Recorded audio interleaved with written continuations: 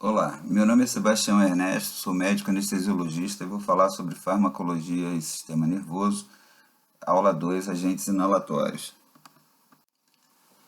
A história da anestesiologia vem demonstrando uma busca incessante por um anestésico inalatório ou venoso que seja capaz de proporcionar uma analgesia adequada com amnésia e inconsciência, que formam o tripé da anestesia, associados a uma imobilidade adequada ao procedimento e a prevenção de respostas autonômicas que sejam desfavoráveis ou prejudiciais ao paciente. Também esse anestésico deve proporcionar uma indução anestésica rápida e tranquila, sem efeitos colaterais, sem salivação, sem agitação, sem estimulação do sistema nervoso autônomo, entre outros. E um despertar rápido e tranquilo também, sem efeitos colaterais. Manutenção do estado hemodinâmico, sem alteração dos parâmetros respiratórios, sem provocar irritação de vias aéreas, mantendo a autorregulação da circulação cerebral, a resposta à variação da pressão parcial de CO2 e a preservação de pressão de perfusão cerebral sem provocar neurotoxicidade. Isso ainda não foi alcançado, mas continua a busca incessante por novos exemplares de anestésicos que possam diminuir a quantidade de efeitos adversos. A partir de 1845, com a introdução do óxido nitroso por Horace Wells, numa tentativa meio atrapalhada, acompanhado do seu assistente Morton em Harvard, a anestesiologia começou então uma nova etapa. No ano seguinte, Morton demonstrando em Massachusetts a utilização do éter como prevenção da dor em procedimentos operatórios, inaugurou a anestesiologia no dia 16 de outubro de 1846. Em 1847 foi lançado o cloroforme por James Young Simpson e foi utilizado por John Snow em 1853 na Rainha Vitória, tentando e conseguindo um efeito analgésico importante durante o parto dos dois primeiros filhos dela. Em 1882 foi lançado o ciclopropano, tentando diminuir algumas desvantagens do cloroforme, alguns efeitos colaterais, como os efeitos colaterais relacionados a fígado, relacionados a irritação miocárdica, com desengajamento de arritmias, entre outros comprometimentos. Porém, o ciclopropano, que foi apresentado por Freund, ele se mostrou uma droga inflamável e, embora não tenha a toxicidade do cloroforme, ele também foi sendo abandonado ao longo do tempo devido ao risco de incêndios, explosões, etc. Em 1956 foi lançado o alotano por Suckling, que perdurou na sua utilização durante décadas, sendo um dos anestésicos que talvez tenha sido utilizado mais vezes na história da anestesia. Em 1961 foi lançado o metoxiflurano, um agente anestésico de maior potência anestésica, porém que, devido à sua metabolização produzindo grande quantidade de flúor, apresentou uma grande incidência de nefrotoxicidade, desenvolvendo em vários pacientes a insuficiência renal poliúrica e a recuperação prolongada devido à sua alta lipossolubilidade, também apresentou essa desvantagem. Em 1966, o enflurano, apresentado por Vitor e lançado na clínica em 1968 por Dubkin, foi uma droga também que veio trazer algum benefício na medida que apresentava menos efeitos colaterais, menos riscos de toxicidade renal, entre outros, porém de baixa potência, e acabou sendo substituído por os agentes mais modernos. As teorias desenvolvidas para explicar o mecanismo de ação dos agentes anestésicos principalmente os inalatórios, foram se desenvolvendo ao longo do tempo, e a progressão de adição de informações foi fundamental para a elucidação de algumas questões. A primeira teoria foi aventada por Mayer e Overton, que sugeriam que a relação estrutura-atividade era de fundamental importância nesse mecanismo de ação. Substâncias que tivessem maior lipossolubilidade, como foi demonstrado com a maior parte dos anestésicos que foram sendo utilizados durante a história da anestesia, foi realmente comprovado que aquele que tem maior lipossolubilidade consegue a aproximação, a passagem pela barreira hematoencefálica e assim atingir seu alvo de ação com maior rapidez e eficiência. Porém, a lipossolubilidade não é o único quesito, já que existem substâncias que têm lipossolubilidade alta também e não conseguem produzir anestesia. Então, isso não era o único mecanismo importante, a única questão importante para que se apresentasse o efeito anestésico com uma substância qualquer. Outro conceito que foi desenvolvido também foi em relação ao coeficiente de partição sangue-gás, que foi desenvolvido a partir da observação que substâncias que têm muita afinidade pelo sangue, ou seja, que no momento do equilíbrio das pressões parciais dos dois lados da membrana alvéolo, da barreira alvéolo-capilar, apresentassem uma concentração sanguínea muito mais alta que na alveolar, esses anestésicos provavelmente levariam mais tempo para induzir a anestesia e a latência então seria aumentada. Isso foi comprovado com os diversos anestésicos inalatórios observados. Portanto, aqueles agentes anestésicos que mantêm a concentração alveolar mais alta quando atingem o equilíbrio de pressão parcial em relação com a concentração no sangue, eles provavelmente vão apresentar uma saída desse anestésico inalatório da corrente sanguínea para o órgão efetor também muito mais rapidamente. Portanto, o coeficiente de partição sangue-gás, quando elevado, sugere que há uma parcela maior de anestésico no sangue, fazendo com que essa concentração seja maior no sangue que no alvéolo, e demonstrando que esse anestésico ele vai ter mais dificuldade para deixar o sangue, já que tem mais afinidade por ele. Então vai demorar tanto no momento da indução quanto no momento da recuperação da anestesia, quando for interrompida a administração do anestésico inalatório. Agentes anestésicos que têm um tempo maior para atingir a igualdade entre concentração alveolar e concentração inspirada, eles apresentam então uma característica de uma latência mais prolongada. E aqueles que atingem rapidamente o equilíbrio entre a fração inspirada e a concentração alveolar normalmente têm um tempo de indução mais rápida. Outro conceito importante a ser entendido é o conceito da concentração alveolar mínima. O conceito de concentração alveolar mínima é relacionado à potência do anestésico. A concentração alveolar mínima é definida como a concentração alveolar mínima que é capaz de manter imóvel um paciente submetido a um estímulo padrão, como uma incisão cirúrgica. Portanto, essa concentração é capaz de anestesiar 50% da população, ficando a outra metade da população sujeita à necessidade de aumentar essa concentração alveolar. Além de servir de parâmetro para início do fornecimento da anestesia, se aquele paciente não fizer parte desses 50% que são anestesiados com essa concentração, a resposta clínica vai indicar a necessidade de aumento ou diminuição dessa concentração ao longo do procedimento.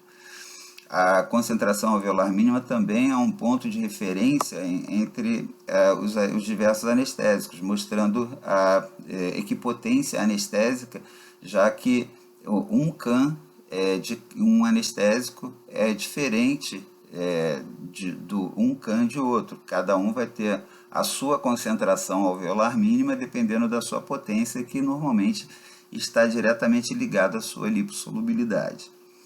Uma das explicações para o resultado do efeito anestésico, ou seja, a obtenção da amnésia, da inconsciência, analgesia, foi primeiramente a teoria unitária, onde, devido à alta lipossolubilidade, o anestésico inalatório se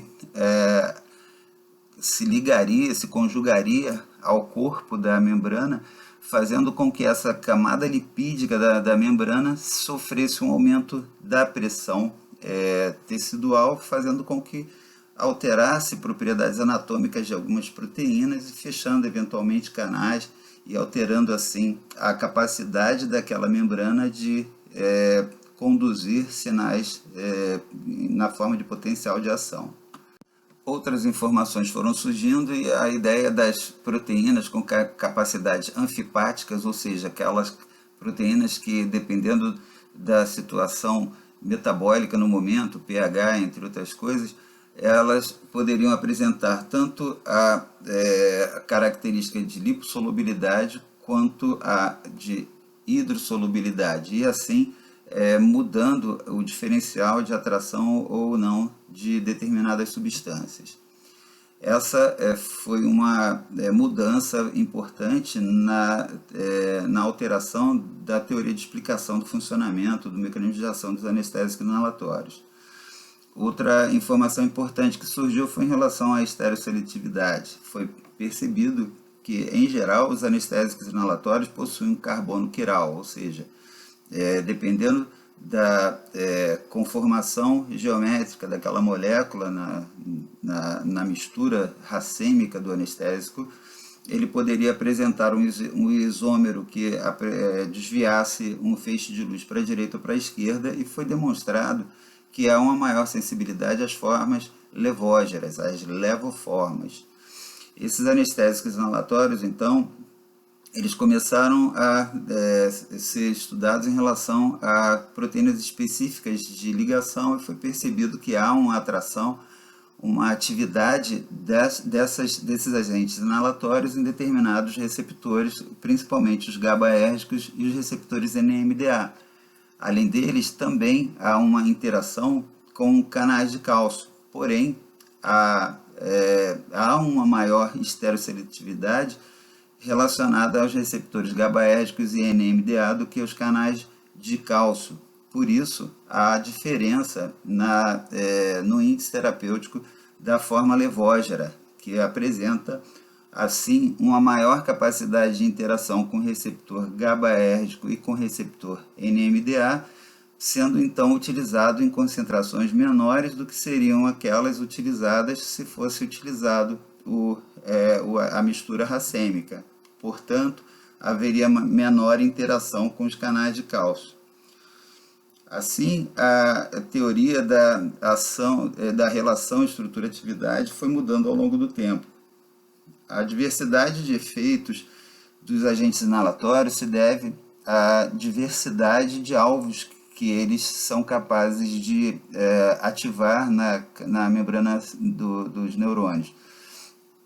Dependendo de qual receptor aquele agente anestésico inalatório especificamente se liga com maior intensidade, ele vai produzir vai apresentar uma potência maior ou menor e uma interação maior ou menor com os outros receptores, fazendo com que haja diferença no tipo de reações e de efeitos adversos ou efeitos adicionais que eles possam apresentar. Assim, existem anestésicos que apresentam com a mesma quantidade de CAN, ou seja, uma determinada ação anestésica em relação à hipnose, em relação à inconsciência e em relação a analgesia, porém com efeitos diferenciados, de maior ou menor intensidade em relação à ação de vasodilatação, efeito inotrópico, entre outros.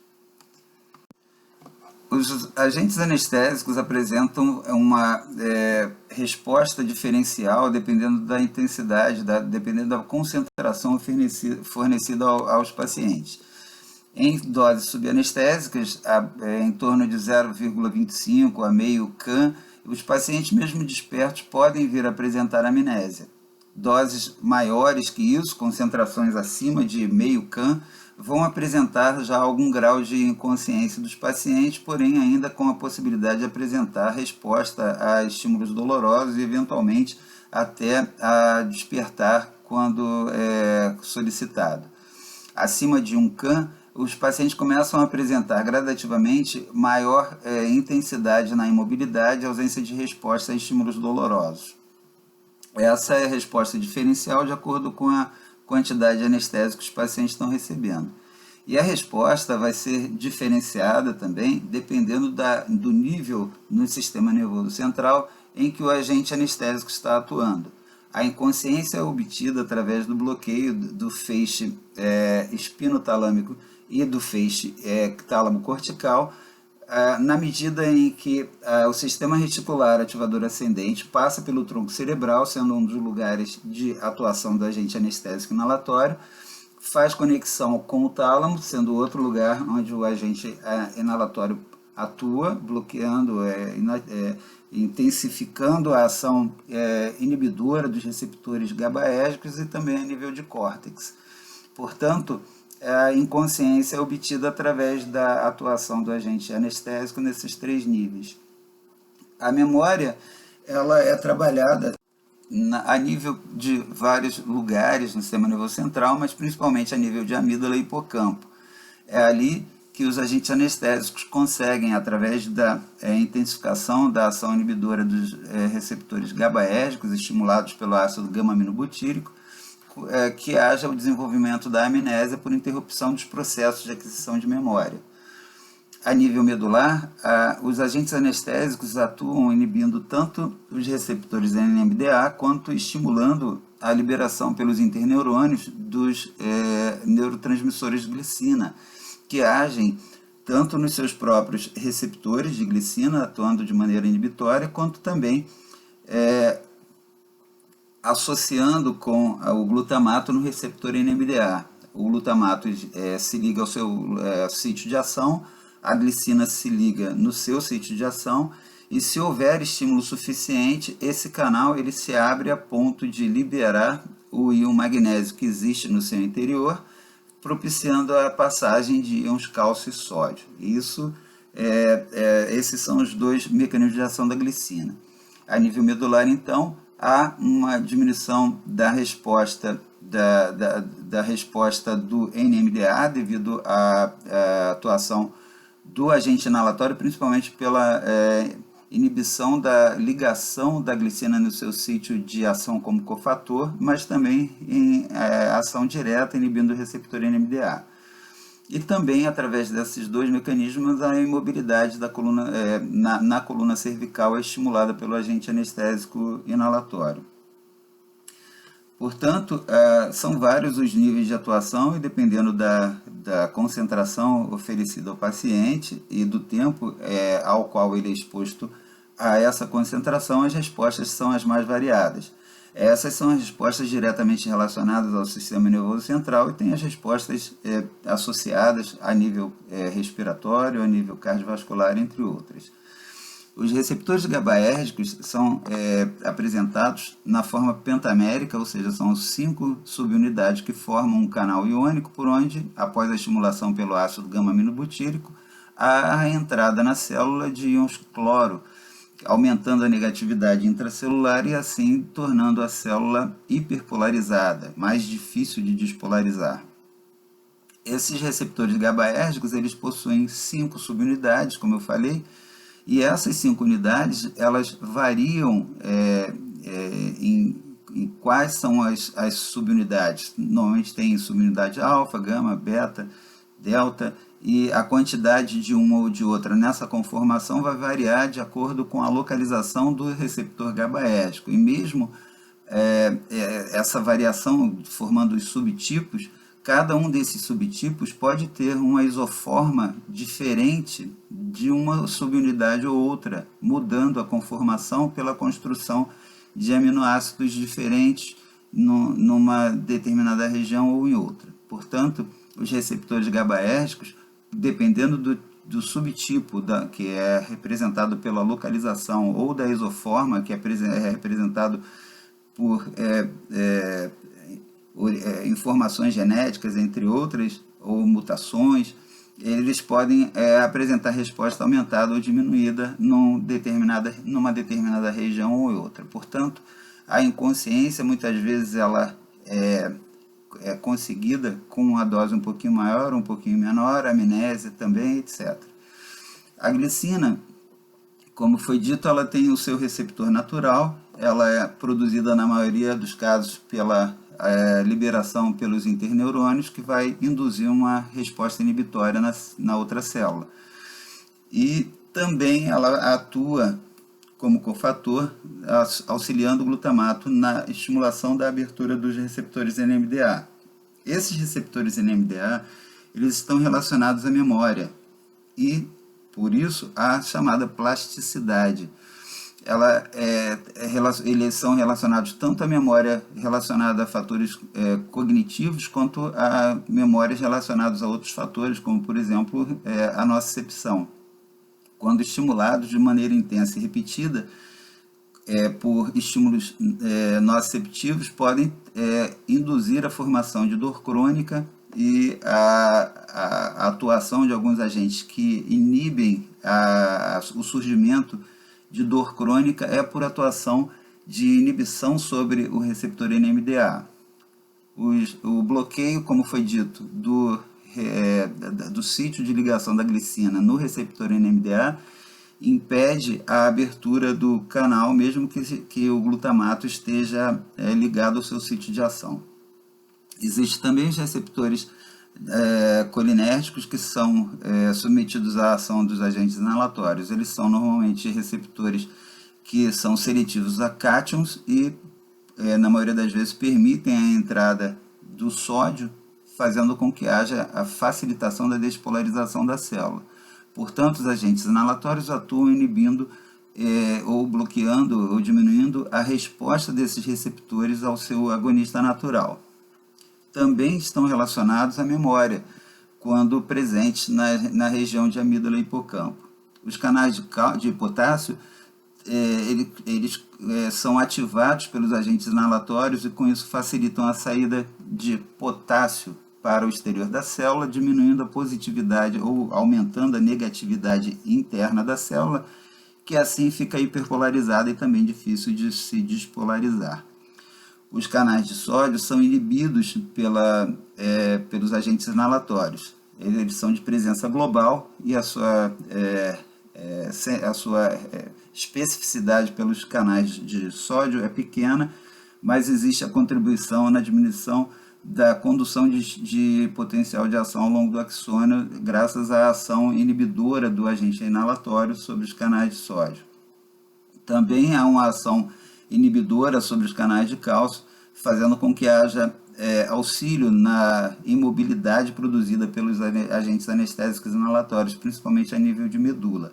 Além disso, reduzindo a condução dos canais de cálcio, ele faz com que haja diminuição da transmissão sináptica, já que, como sabemos, a transmissão sináptica se dá pela chegada do potencial de ação ao terminal axônico, e esse potencial de ação normalmente estimula a abertura dos canais de cálcio, e o cálcio entrando na célula provoca reações enzimáticas que, em última análise, atraem vesículas pré-sinápticas para juntarem-se à membrana pré-sináptica nesse axônio, e assim causar a extrusão do seu conteúdo, que é formado, entre outras coisas, pelo neurotransmissor, e ele é jogado ali na fenda sináptica para atuar no receptor, na membrana pós-sináptica.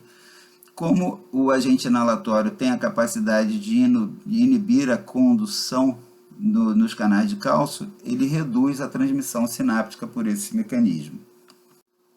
Então, após os comentários sobre a atuação do agente inalatório dependendo da região do sistema nervoso central e dos diversos receptores onde eles atuam, vamos falar dos seus efeitos diretamente. A amnésia é conseguida através da ação dos agentes inalatórios em regiões que trabalham a memória. Portanto, a inibição da ação dessas regiões, que são principalmente a nível de córtex frontal, hipocampo e amígdala, fazem com que essa formação de memória seja inibida, produzindo a amnésia. A amnésia é conseguida por ação dos agentes inalatórios, principalmente sobre receptores GABA e receptores colinérgicos, nessas regiões. A imobilidade é conseguida através da atuação dos agentes inalatórios a nível de medula, onde estimulam a produção de glicina pelos interneurônios, que vão assim agir sobre os seus receptores, que são receptores inibitórios, diminuindo a mobilidade, a resposta de mobilidade a estímulos. A glicina também, como foi dito, age nos receptores NMDA, mas esses receptores NMDA estão mais relacionados com fenômenos nociceptivos. A imobilidade, quando da utilização de propofol e etomidato, também é provocada por atuação em receptores GABA, mas os agentes inalatórios não utilizam os receptores GABAérgicos na produção dessa imobilidade. Apenas a principal ação, o principal mecanismo de ação do agente inalatório na produção de imobilidade é através da produção de glicina e da diminuição da condutância ao cálcio. Como vimos, o cálcio é importante tanto na aproximação de vesículas pré-sinápticas, uma vez que, chegando o potencial de ação no terminal axônico, a abertura dos canais de cálcio favorece a entrada de cálcio nesse extremo axônico, e isso faz com que haja uma reação em cadeia enzimática que provoca a aproximação de vesículas pré-sinápticas que se acoplam à membrana pré-sináptica e derramam o seu conteúdo na fenda sináptica para agirem nos receptores pós-sinápticos e assim transmitir o potencial de ação do neurônio para as outras células, inclusive as células musculares, onde haveria a despolarização e a apresentação da contração daquela célula. Além disso, entrando menos cálcio na célula, há menos interação desse cálcio com as proteínas contráteis da célula muscular, e assim diminuição da capacidade contrátil também. A inconsciência, como foi dito, é devido à ação do agente inalatório a nível de tronco, tálamo e córtex, lembrando que há a passagem da formação reticular ativadora ascendente pelo tronco, que faz sinapse com o tálamo, onde há processamento dessa informação, e através do feixe tálamo-cortical a apresentação da consciência desses estímulos que estão ali chegando e o processamento para a resposta e manutenção da consciência. A resposta autonômica com os agentes inalatórios é limitada e ela deve ser complementada, na maioria das vezes, pela associação de opioides. A analgesia é feita ou conseguida através da ação dos agentes inalatórios na inibição do feixe espinotalâmico. Assim, a diminuição da convergência de sinais nociceptivos em direção cranial, para diminuição então da sensação da dor. E também acredita-se que haja a ação dos agentes inalatórios na nocicepção periférica, inibindo a formação de potencial de ação nos terminais nociceptivos também. Vamos então retornar ao conceito de CAM. CAM, ou concentração alveolar mínima, é a concentração alveolar mínima capaz de manter imóvel 50% da população, quando é submetido a um estímulo nociceptivo padrão, como por exemplo a incisão na pele. é um coeficiente, um valor que está relacionado à potência do anestésico e também serve de comparação entre os anestésicos. Assim, quando utilizamos, por exemplo, o xenônio, que tem a CAN de 71, como representado nessa tabela, começamos a anestesia oferecendo, então, 71% de xenônio a esse indivíduo. Quando se inicia a cirurgia, o paciente pode se mostrar mais sensível e necessitar de uma concentração inferior, mas ele pode se mostrar mais resistente e pode ser que seja necessário aumentar essa concentração. Então, é uma concentração, o conceito de CAN também serve para uma base de início da anestesia que vai ser referendada para ser alterada de acordo com a resposta clínica durante o procedimento. Também esses padrões de informação de CAN, como qualquer concentração de agente anestésico, se referem a indivíduos de uma faixa etária em torno de 40 anos. É sabido que o valor da CAN ela diminui à medida que o paciente envelhece, na ordem de mais ou menos 6 a 7% por cada década, e aumenta nos pacientes mais jovens. As primeiras, nos recém-nascidos, principalmente nos neonatos, nos prematuros, é possível que haja uma queda do valor da CAN, e nos primeiros meses esse valor de CAN ele aumenta progressivamente, até atingir um determinado patamar, a partir do qual, até atingir o primeiro ano de vida, esse valor de CAN começa a diminuir à medida que o paciente envelhece. A utilização da CAN, então, tem essas duas funções. É possível ver aqui a diferença de potência de anestésicos. Uma CAN do xenônio é 71%, uma CAN do sevoflurano é 1,8%. Portanto, como eu preciso dar mais xenônio do que sevoflurano, a potência do sevoflurano é maior e a do xenônio é menor. Esses são os conceitos estabelecidos em relação a esses agentes anestésicos.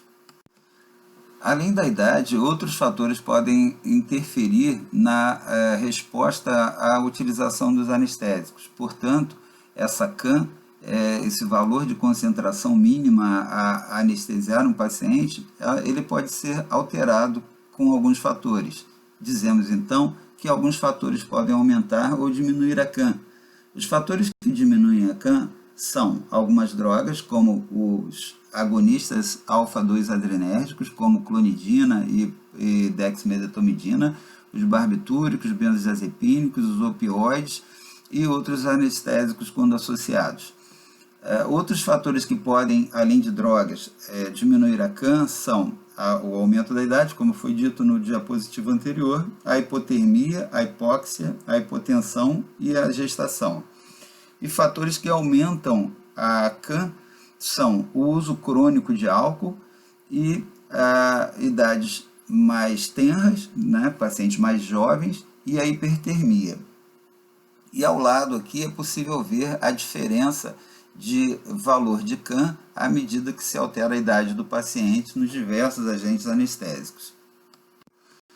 Algumas informações importantes em relação aos agentes inalatórios são em relação ao fato de alguns serem gás e alguns serem líquidos, que são transformados em vapor para utilização em inalação.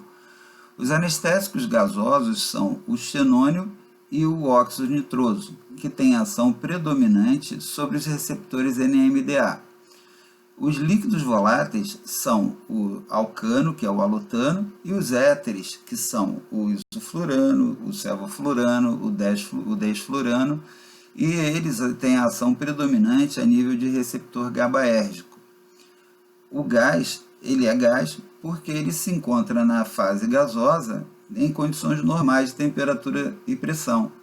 E os agentes não gasosos, os voláteis, eles são assim chamados e não podem ser chamados de gás, porque eles se encontram em estado líquido nas condições normais de temperatura e pressão.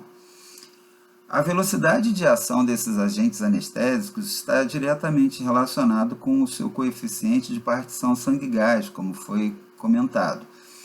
Agentes que têm alta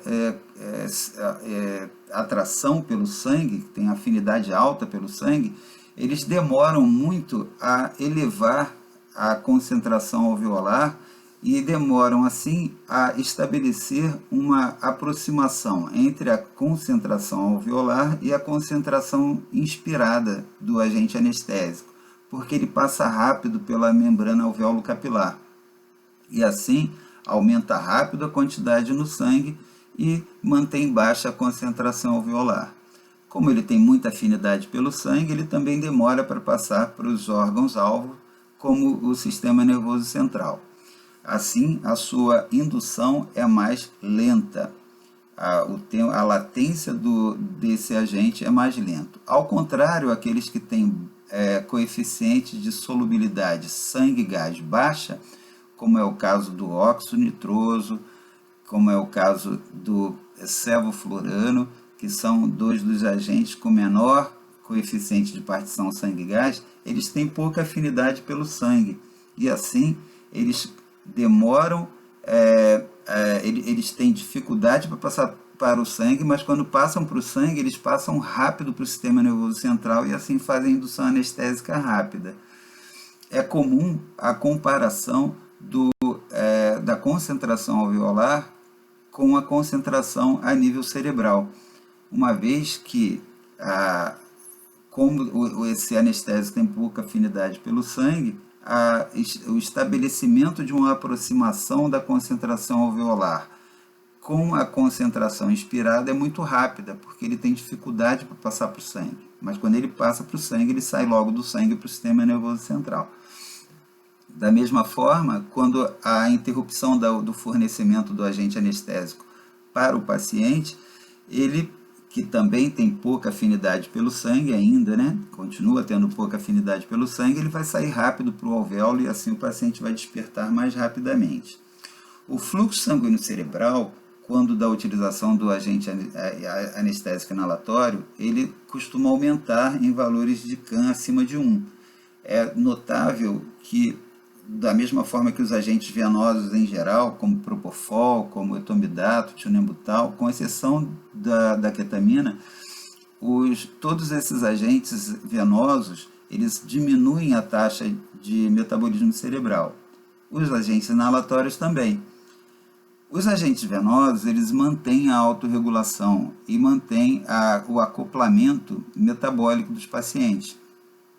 Isso se deve ao fato de, quando se utiliza agente venoso, tem uma queda da taxa metabólica cerebral e, devido a isso, também uma queda do fluxo sanguíneo cerebral. Quando utilizamos agentes inalatórios, ocorre também uma diminuição da taxa metabólica cerebral, porém, o agente inalatório tem uma ação vasodilatadora direta, e isso faz com que não haja o acoplamento metabólico. Há queda da taxa metabólica, mas pode haver um aumento do fluxo sanguíneo cerebral.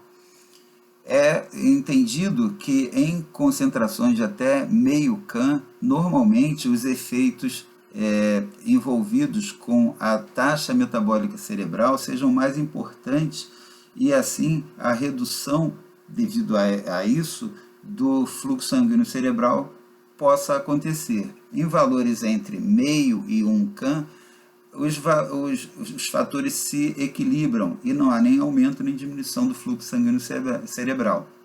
Mas à medida que a concentração passa de 1 CAM e vai aumentando, ocorre gradativamente maior vasodilatação e maior aumento do fluxo sanguíneo cerebral. Por isso, em pacientes que têm redução da complacência cerebral, é preciso ter cuidado com a administração de agentes inalatórios que podem aumentar muito o fluxo sanguíneo cerebral e assim o volume sanguíneo cerebral, e isso pode causar aumento da pressão intracraniana ou piora da hipertensão se já existente.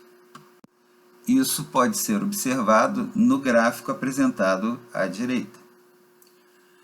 A alteração apresentada no eletroencefalograma, quando da utilização de agentes inalatórios, é a passagem do predomínio de ondas alfa e beta no paciente desperto ou apenas levemente sedado para ondas de maior amplitude e menor frequência, como as ondas eletroencefalográficas na faixa delta e teta.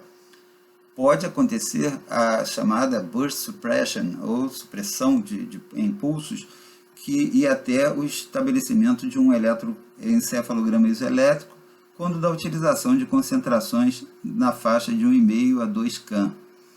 A utilização de índice bispectral, entropia na monitorização, ela é de grande interesse quando da utilização de alguns eventos anestésicos, principalmente na utilização da anestesia venosa, onde há maior incidência de despertar intraoperatório, mas na utilização de agentes inalatórios em pacientes com menor reserva fisiológica, também pode oferecer maior segurança para esse paciente. É importante saber que esses valores de BIS e entropia podem não ser reduzidos com a utilização de ketamina ou óxido nitroso, tornando essa avaliação um pouco inacurada. A utilização de éteres, principalmente o enflurano, com a associação de hiperventilação, pode produzir atividade epileptiforme. Porém, essa atividade ainda é de significado pouco esclarecido. Pacientes submetidos à neuromonitorização, através da utilização de potencial evocado somatosensorial, a monitorização pode ficar prejudicada quando da utilização de agentes anestésicos inalatórios, principalmente os mais potentes e principalmente em concentrações mais elevadas. O potencial evocado somatosensorial ele fica diminuído e a latência fica bastante prolongada. Portanto, não é uma boa escolha na utilização de anestesia em pacientes que vão ser submetidos a esse tipo de monitorização. As ondas eletroencefalográficas são classificadas segundo a sua amplitude e a sua frequência. Pacientes acordados e em atividade neuronal intensa, concentrados em solução de problemas complexos, apresentam maior frequência de ondas gama. As ondas gama, então, são aquelas ondas de alta frequência, acima de 40 Hz, com amplitude menor. À medida que há uma diminuição dessa atividade neuronal para atividade mais normal, sem tanta concentração, sem tanta preocupação, essas ondas são substituídas ou são mescladas com ondas beta, que são ondas que apresentam frequência de 13 a 40 Hz, portanto menor frequência, e também começa a aumentar um pouco a amplitude dessas ondas. À medida que esse estado de concentração se reduz ainda mais, começam a surgir maior frequência de ondas alfa, que são as ondas que têm a frequência de 7 a 13 Hz e também apresentam maior amplitude ainda. As ondas θ são as ondas que surgem no momento em que os pacientes começam a entrar em meditação profunda, em hipnose ou dormir, estado de sonolência ou mesmo o adormecimento. E as ondas delta são aquelas que apresentam-se no sono profundo, sem sonhos. São ondas que demonstram ou o sono natural profundo ou a utilização de substâncias hipnóticas, tanto venosas quanto inalatórias, em sua ação mais intensa. Normalmente há mescla de vários tipos de ondas e a predominância de ondas de maior ou menor amplitude e de maior ou menor frequência vão demonstrar o maior ou menor grau, a maior ou menor intensidade de aprofundamento do estado de vigília ou de estado de sonolência do paciente. E nos pacientes que vão apresentando aprofundamento intenso da sua hipnose, essas ondas vão começando a se esmaecer até que são substituídas por ondas extremamente lentas, até que, dependendo da droga e da dose dela utilizada, o paciente pode apresentar o eletroencefalograma isoelétrico, a ausência de onda completamente por falta de atividade funcional neuronal. Além dos efeitos anestésicos propriamente ditos, há uma série de outros efeitos que os agentes inalatórios podem produzir, entre eles a broncodilatação provocada pelo bloqueio dos canais de cálcio, que faz com que haja diminuição da produção e da liberação sináptica de neurotransmissor, assim como menor ativação de células contráteis. Também há diminuição do cálcio intracelular, fazendo com que haja diminuição da interação entre proteínas contráteis, que vai fazer diminuir o tônus da musculatura lisa brônquica. Há a possibilidade também de interação de agentes inalatórios com receptores GABAérgicos na interação dessa resposta de broncodilatação. A broncodilatação é mais evidente nos pacientes com broncoespasmo e ela não é observada com desflurano, que pode inclusive aumentar a broncoconstrição. A depressão respiratória é dose dependente e é causada tanto por depressão da resposta à hipóxia quanto à hipercarbia. Em concentrações de 0,1 can já começa a haver inibição dos corpos carotídeos com redução dessa resposta à hipóxia. E os centros respiratórios superiores também são deprimidos devido ao aumento da ação GABAérgica e redução da transmissão glutamatérgica. A inibição da função neuromuscular também causa prejuízo na respiração, uma vez que prejudica a patência das vias aéreas e pode reduzir o drive respiratório. Ocorre normalmente redução do volume corrente e manutenção ou aumento da frequência respiratória. Outro prejuízo que pode ser causado pelo agente inalatório é a interrupção do reflexo de vasoconstrição pulmonar hipóxica. Isso faz com que regiões onde haja diminuição da ventilação, não haja a vasoconstrição que normalmente ocorre devido a essa diminuição de ventilação. Portanto, há prejuízo na relação ventilação-perfusão com formação de shunt e piora da saturação de oxigênio do paciente. Essa interferência com a vasoconstrição pulmonar hipóxica é menor em pacientes recebendo óxido nitroso ou xenônio. Em relação à parte neuromuscular, há um relaxamento neuromuscular dose dependente com potencialização da ação de agentes bloqueadores neuromusculares, tanto despolarizantes quanto adespolarizantes.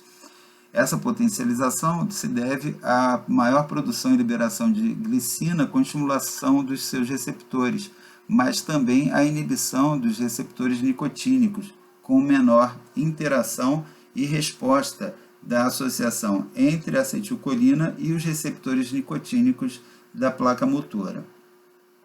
Ocorre redução contrátil miocárdica dose dependente, principalmente na utilização do alotano, devido à redução do cálcio intracelular. Ocorre também redução da resistência vascular sistêmica, menor com alotano do que com os agentes do tipo ésteres, como o sevoflurano, desflurano e o isoflurano.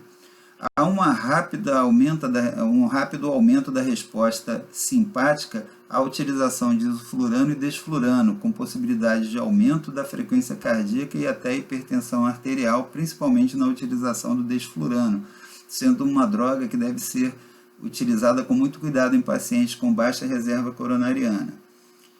Já foi identificado tanto o pré-condicionamento quanto o pós-condicionamento isquêmico quando da utilização de agentes inalatórios, que pode ser de importância em pacientes com menor reserva coronariana e maior risco coronariano. As arritmias também são possíveis, principalmente no uso do alotano, que aumenta a sensibilidade do miocárdio às catecolaminas. E os ésteres podem aumentar o espaço QT, sendo utilizados com cuidado em pacientes que têm aumento do intervalo QT. Em relação ao útero, há redução do tônus uterino, com possibilidade de hemorragia pós-parto em pacientes recebendo agentes inalatórios. Em relação ao efeito imunomodulatório, há uma controvérsia importante em relação à importância desse efeito a nível clínico e da importância relativa da interferência dos anestésicos inalatórios, comparando-se com a própria cirurgia. É sabido que os monócitos, macrófagos e células T têm receptores beta-adrenérgicos e receptores para cortisol. E o estresse perioperatório por si já produz substâncias que podem inibir essas células.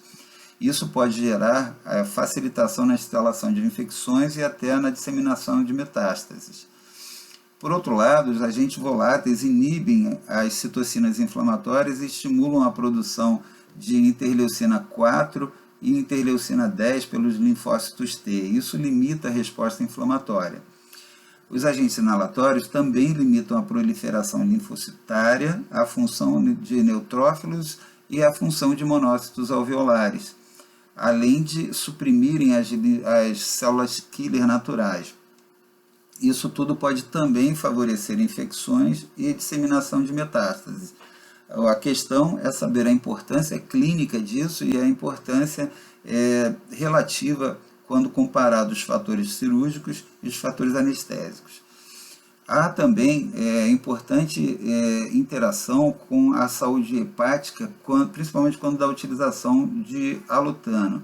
O alutano pode, devido à sua alta metabolização, na ordem de 20% do alutano é metabolizado, pode gerar hepatite que pode surgir até 1 ou 2 semanas após a exposição ao alutano e se manifesta pelo aumento da concentração de transaminases. A lesão pode ser direta e pode ser causada também por subproduto do metabolismo do alutano. A exposição subsequente do alutano pode gerar, enquanto a hepatite pode ser uma complicação presente já na primeira exposição, existe um outro tipo de comprometimento pela exposição subsequente, onde, devido à interação entre subprodutos do metabolismo do alutano e células hepáticas, a geração de apteno. Isso pode causar lesões graves, que graças a Deus são extremamente raras, mas que podem surgir até 1 mês após a exposição ao alutano. Esses são alguns dos fatores que levaram à redução do uso do alutano ao longo do tempo, com a sua praticamente parada de produção e utilização em clínica. A nível renal, a preocupação também já não é tão importante nos dias atuais, era bastante intensa quando da utilização do metóxiflurano. O metóxiflurano ele tem uma metabolização de cerca de 50% e produz uma carga grande de fluoretos. A metabolização pelo citocromo P450 intrarrenal faz com que a produção intrarrenal desses fluoretos seja bastante importante na geração dessa insuficiência renal, que se manifesta na forma poliúrica. O sevoflurano e o isoflurano também produzem fluoretos na sua metabolização, porém a taxa de metabolização intrarrenal é bastante baixa e as consequências relacionadas aos rins são praticamente inexistentes. Outra observação em relação aos rins é a presença do composto A quando na metabolização do sevoflurano, mas foi uma descoberta em estudos em ratos que não se mostrou de importância na utilização do sevoflurano em seres humanos. Então, o sevoflurano em ratos, em altas concentrações, em utilização muito prolongada, produziu esse composto A, que é nefrotóxico. Porém, em uso clínico, essa presença de composto A nunca se mostrou de significância em concentração importante e nunca trouxe nenhum prejuízo. A presença de hipertermia maligna, ou o desencadeamento de hipertermia maligna, uma condição genética cujo gatilho inclui a utilização principalmente de agentes inalatórios, menos importantes como o óxido nitroso e com o xenônio, mas que desencadeia uma reação devido à alteração nos receptores de rianodina e de hidropiridina geneticamente determinadas, fazem com que os indivíduos sejam suscetíveis à interação dos agentes inalatórios com esses receptores, com liberação de grande quantidade de cálcio intracelular, também levando à liberação dos estoques de cálcio do sistema retículo sarcoplasmático e gerando um hipermetabolismo intenso, com grande produção de CO2, grande consumo de oxigênio, muitas vezes relacionadas a surgimento de rigidez muscular, a rabdomiólise, que pode levar a desfecho fatal. A utilização do dantrolene bloqueia a passagem de cálcio e assim, juntamente com medidas de suporte, tem reduzido bastante a mortalidade dessa condição que, mesmo sendo rara, leva a grande preocupação na utilização de pacientes que têm essa condição e são bastante suscetíveis a desfechos fatais. A presença de náuseas e vômitos também nos pacientes submetidos à anestesia inalatória deve ser levado em consideração. Pacientes com alto risco, com história já de náuseas e vômitos pré-operatórios, devem ser analisados com cuidado e eventualmente ter a técnica anestésica substituída, já que todos os agentes inalatórios levam ao aumento da incidência de náuseas e vômitos. Essas foram as nossas fontes utilizadas. Terminamos aqui a primeira parte da aula de anestesia com agentes inalatórios, a introdução. Espero que tenham gostado do conteúdo e não deixem de assistir a segunda parte dessa aula e também a aula de anestésicos venosos. Muito obrigado pela atenção e aguardamos as sugestões e comentários. Abraço.